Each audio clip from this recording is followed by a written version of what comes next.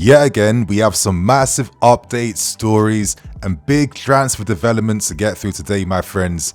You don't want to miss out on today's news video, so I hope you guys enjoy. Hit that like button, always show some love. And very quickly, I have released a big video discussing some of the harsh truths that I think we're seeing right now, and the reasons behind our collapse in form at the moment. So get involved in the conversation, link to that video in the card above, and let's get back in discussing today's news. I want to kick things off by discussing the latest updates involving a few players right now, and we start with Renato Veiga. As we know, Veiga wants to sign for Borussia Dortmund on loan now until the end of the season, and he does not want to say goodbye to his career at Chelsea right now. Dortmund are promising him game time playing as a centre-back. That's a position that Veiga himself feels he's best adjusted to, and a loan spell very much works in favour for Dortmund, who don't necessarily have the financials to be able to afford the alleged 30 million euros we would want to sell the player on a permanent move. So let's continue to watch this space. Even bigger updates involving our attempts to sign Deportivo left winger and Yeremay Hernandez. Big report out from Marca. Today, we finally made our first bids and offer to sign the winger, and this is how the bid is broken down. It's a 10 million euro fixed fee, but it includes bonuses that's linked to us and the player's achievements. But on top of that, we've also included a percentage of profit in a sell-on clause in the future. So right now, it's up to Deportivo to decide what they want to do. But there's currently two holdups. Number one, Deportivo want the full 20 million release clause paid in one go. And number two, we still have to persuade Yeremay why we are the best club for his development right now. He only wants to leave Deportivo for the right project, and he's being incredibly careful. So initial reports suggesting that he could go on loan to Strasbourg. I've always felt like if you want to really sign him, and you're doing the most to do that now, he has to become part of the first team squad. So let's watch this space. And for the final big interesting update, we turn our attentions to Serie A, because it seems like we are set to earn some big money for absolutely nothing for a player that we don't even own. And currently, this player that could give us money now is Tino Anjorin. As you guys remember, we sold him to Empoli for around 2 million plus a 50% sell-on clause. Now, thank God, but Anjorin has found his form and his fitness, most importantly, and he's doing some really interesting things and causing a lot of danger now in Serie A. And his form's been that good for Empoli that currently Torino are actively trying to sign him, and Empoli have placed a 50 million valuation to sell the midfield players. So if this deal does go through, we're set to earn at least 7.5 million euros on top of the 2 million we earned in the summer, and he's generated us around 10 million. So listen, credit where it's due, but this is where our directors and their financial approach can make us a lot of money with these really smart ways in which they engineer sales and moves. So they're the interesting updates out the way, my friends. Now for the next story, we discussed Chalobah, but to let you guys know, this will be part one because there's a massive part two that you guys can't afford to miss out on. I'm going to let you guys know straight away, but already it's been revealed that we have secured a young centre-back for next season. But to start with things, it's official now. The club have released it on the website, but Chalobah has been recalled back from his loan spell at Crystal Palace. Chalobah said goodbye to the Crystal Palace fans in a very classy manner. As he says, it was short and sweet, but this club made such an impact on me so quickly. I was made to feel at home from day one, from the staff, teammates, community, and you, the supporters. The atmosphere at Selhurst was a vibe every single game. Thank you all, Chalobah. And listen, if you're a Palace fan, you're going to be a bit upset because Chalobah, Gueye and Lacroix were showing some big potential with their defensive partnership. And now that comes to an end. In the end, we decided to recall his loan spell by activating the recall clause. And I think it's the most smart, sensible thing to do right now. Of course, we're still attempting to sign Marc Gueye. We were hoping to force Crystal Palace's hand by threatening to remove Chalobah. It seems like we've done that in the end because for myself, there's no point doing all these deals and then you're bringing players in during the final day of the January window.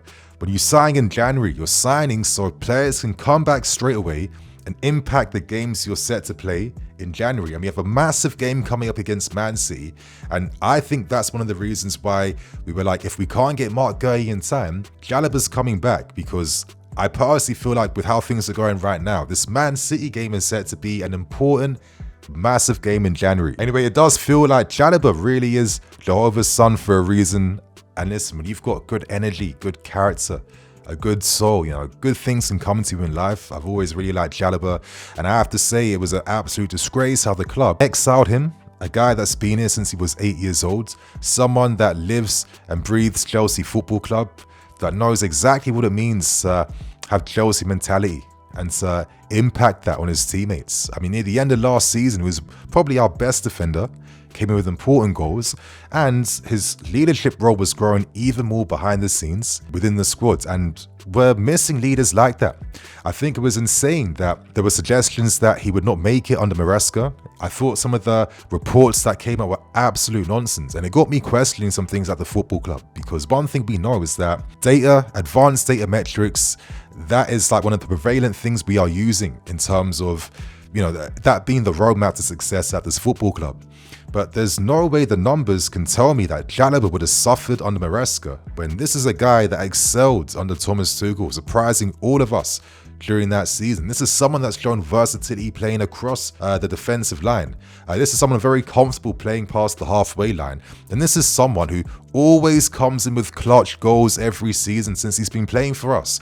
This is the perfect squad player. This is someone that you forever rely upon, who's going to do their job and do it well. So I think it was absolutely criminal he was going to get pushed to the side when he outperformed your Disassis, who has no shelf life, who is better than Badiashile, who, I'm not even going to lie, I've not even seen much of a massive difference between himself and Wesley. So listen, credit to the board at least for being humble enough to eat humble pie and bring back players that they made really bad mistakes with. And Chalobah deserves better, but I think his teammates and the squad are going to welcome him back more than the outrage from how the fans are feeling about the hypocrisy behind things. But we got to steady on a little bit, because Chalobah here is for short-term relief. As reports reveal that, you know, when discussing the recall, it was suggested that Chalobah would still be moved on in the summer, but if he performs here again, at least he can advertise himself out to bigger and better clubs. And considering that a lot of his potential moves a few years back got scuppered due to his injury, he had big clubs from Italy and Germany after him, I guess it makes a lot of sense as a bit of a selling. And with someone like Chalobah, there's always going to be hopes that he can perform his way back into the squads. And if he helps us secure CL football, anything can happen. But let's watch this space. And the reason why I revealed that the club are still looking to sell him in the summer is because we have another big story to discuss right now. This comes courtesy of Matt Law. And right at the end of the final news segment, which I'll get onto, I have to kind of fast track this to link in with Trevor Chalobah. But basically, this is what Matt Law had to type in the end. And as he says, Chelsea also have a young, so far unnamed centre-back lined up for the summer, whose move they can look to try to accelerate. Now, what the hell's going on? Achampong's made it back-to-back 2 games now in the first team, and Solmino's returned back, but to be honest, it's the off-season in Argentina, so he's either going to go on holiday for the next few months, or he's going to come here, settle down in the country, get used to the manager, and start performing and start training. But talk suggests that there is still another centre-back that is coming, who could be coming in this month, or may be coming in time for next season. It's a special one, it's a surprise one. I'm going to give you guys my suggestion on who I think it is. It's based on maybe a few things I've been hearing behind the scenes. I might be wrong, so don't be, betting your whole house and mortgage on me getting this right. But I've heard enough things that I think is worthwhile discussing. And for the next part of the video, I'm going to talk about why I feel like we may have secured a deal to sign Jorrel Hato from Ajax. Now, if you guys are about your football, this is a talent at Ajax that you are very familiar with, and he ain't a new guy for you. 18 years old now, he had a massive impact last season, but he moved from the youth team and found himself playing for a malfunctioning Ajax team last season. But boy, was he a breath of fresh air, a ray of sunshine and light because this guy is looking like a bit of a prodigy. Super talent. I rate him very highly. And one of the reasons why I think this could be the guy is because I'm looking at the needs of the team now. And we need someone that can offer competition to Cucurella. We need someone who's left-footed, but can also operate wide to play the inverted role. It's going to be key under Maresca, and I've been saying, we don't have enough strong options there. And when Cucurella was missed, things got switched up in the system, and I don't think Maresca's about for that. We need to future-proof that zone. We need someone who's good enough to be competition, that can rotate as well, but also has the potential upside to one day be the de facto first team guy down that left-hand side. And I think to myself, Hato is the guy. Now, Ajax currently have some financial difficulties, and at the moment, reports have suggested that bids of around 40 to 45 million could be enough to engineer something. This season, he's predominantly played as a left-back, even though last season he played a lot as centre-back. But at left-back in the Eredivisie, in 16 games, he's got 2 goals, 4 assists, and quickest way to describe this kid's game is that he is a Gvardiol-style player.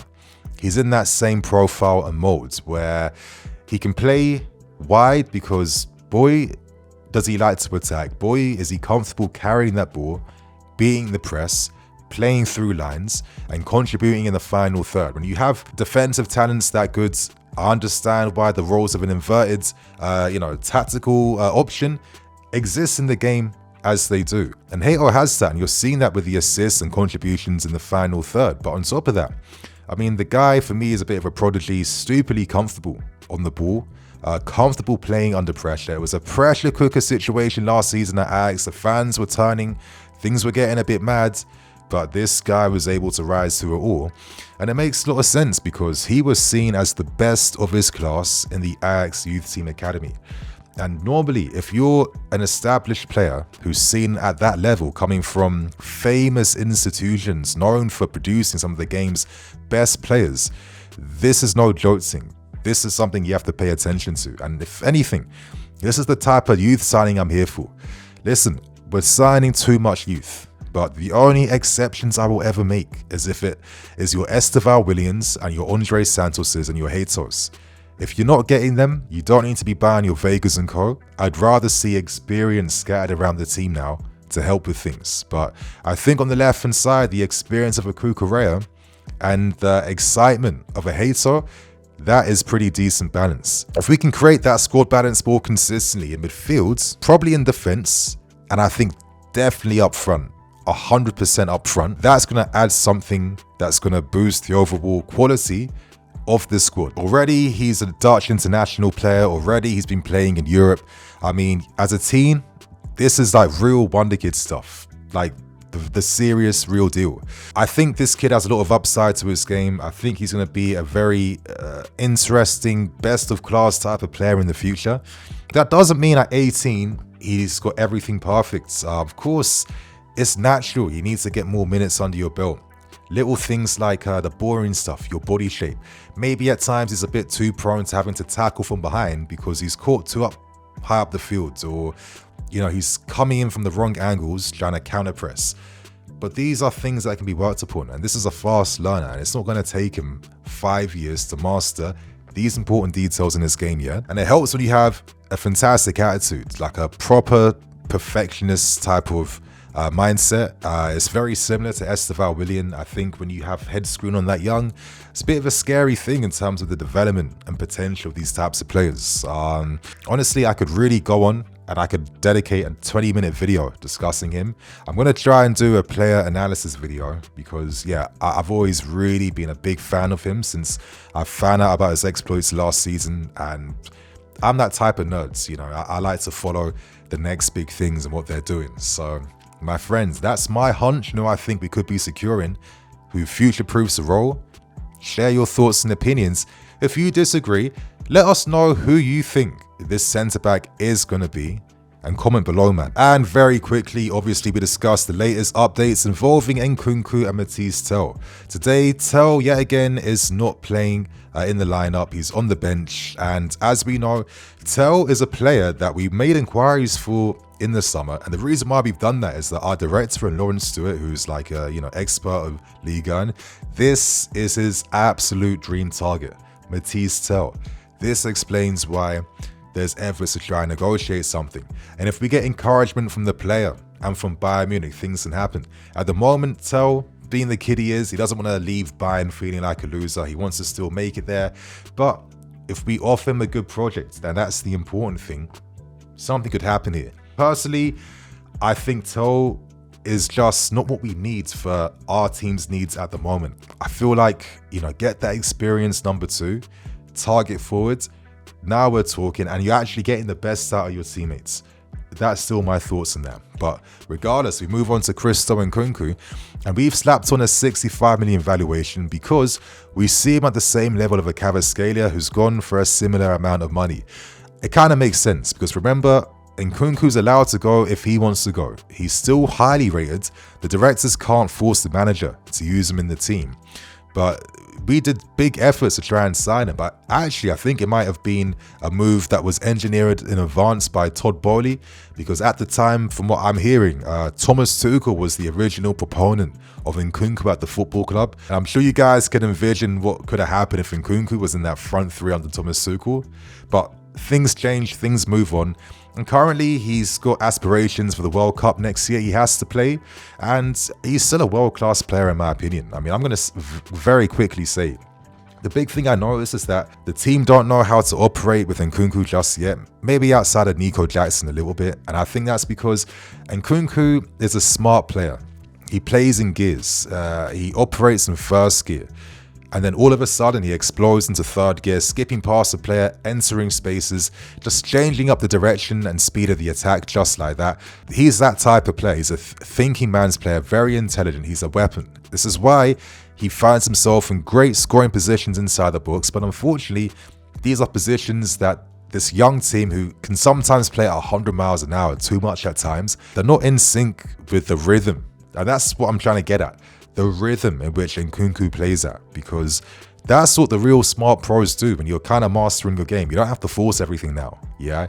You play at your rhythm. But if you get big money for him, it means that we are reinvesting that money into other areas.